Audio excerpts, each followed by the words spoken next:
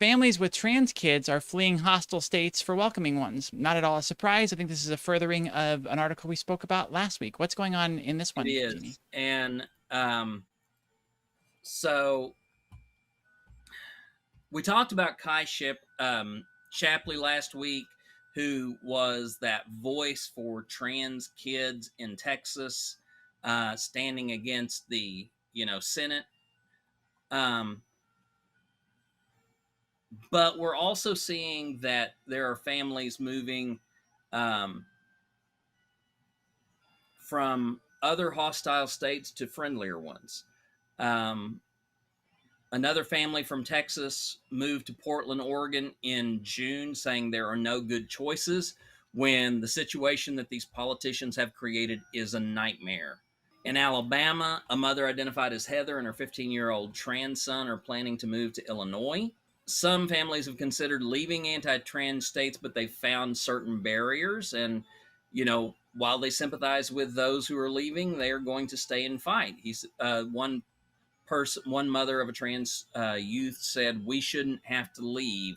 Our rights shouldn't depend on our zip code." Yeah, hence the whole federal argument again. Right. So I'm just gonna lay this out. Full transparency, 100%. I have looked at what it would take to move to a sanctuary state, a safer state, and another country. For me right now, financially, it's completely impossible. There's no way that I can move anywhere right now. So I have to basically hunker and bunker in this state. But I am still looking for the means to get to a safer place because I do not like what I see. I'm much like these other families um, who are very much, focused on trying to find somewhere safe to raise their kids. And the sad thing is that I'm an adult worried about myself. Mm-hmm. I mean, my son is 20 and he is definitely a part of the queer community. I am very concerned about his life, but honestly, I am concerned about mine.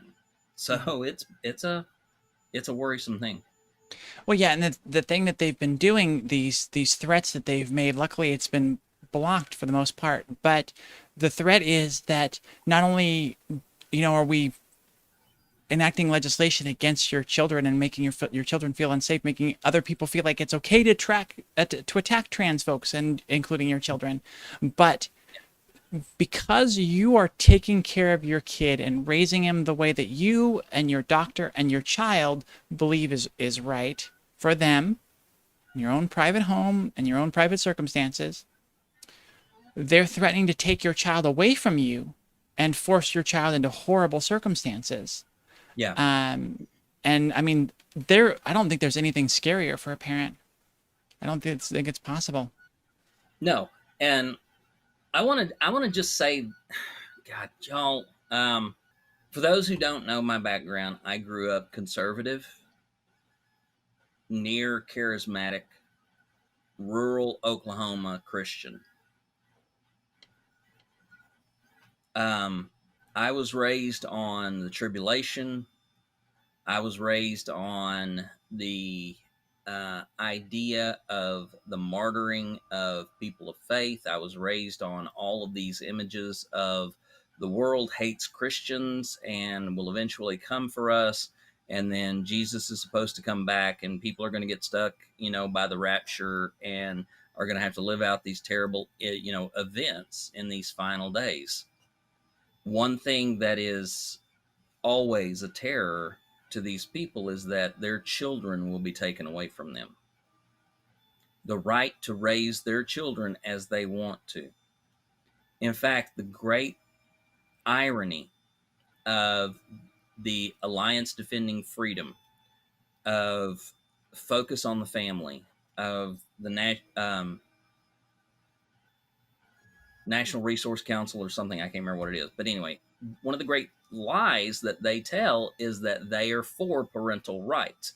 And what is the one thing that they attacked in Texas very first off? They attack a parent's right to determine for their child.